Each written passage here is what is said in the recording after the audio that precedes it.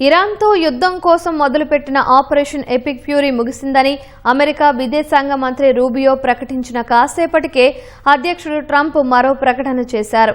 యుద్ధాన్ని ముగించే ఒప్పందం దిశగా ఇరాన్తో జరుగుతున్న చర్చల్లో పురోగతి సాధించినట్లు వెల్లడించారు.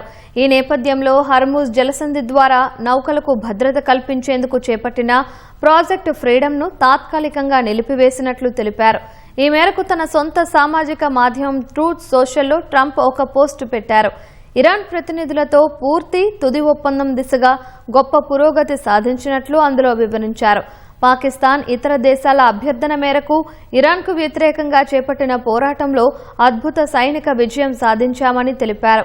ఇరాన్ పోర్టుల దిగ్బంధనం పూర్తి స్థాయిలో కొనసాగుతున్నప్పటికీ టెహ్రాన్తో ఒప్పందాన్ని ఖరారు చేసి సంతకం చేయవచ్చా లేదా అనేది తేల్చుకోవడానికి ప్రాజెక్ట్ ఫ్రీడమ్ను కొంతకాలం పాటు నిలిపివేయడానికి పరస్పరం అంగీకరించామని ట్రంప్ పేర్కొన్నారు.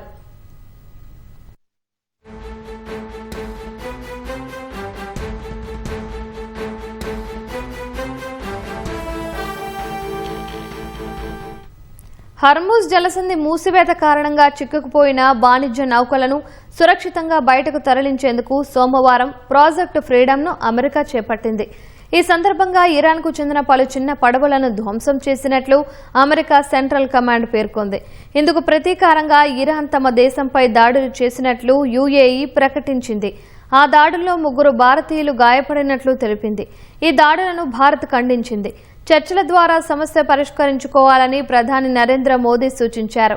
అయితే యుఏఈపై ఎలాంటి దాడులు చేయలేదని తమ సైనిక అధికారులు చెప్పినట్లు ఇరాన్ అధికారిక ఛానల్ వెల్లడించింది.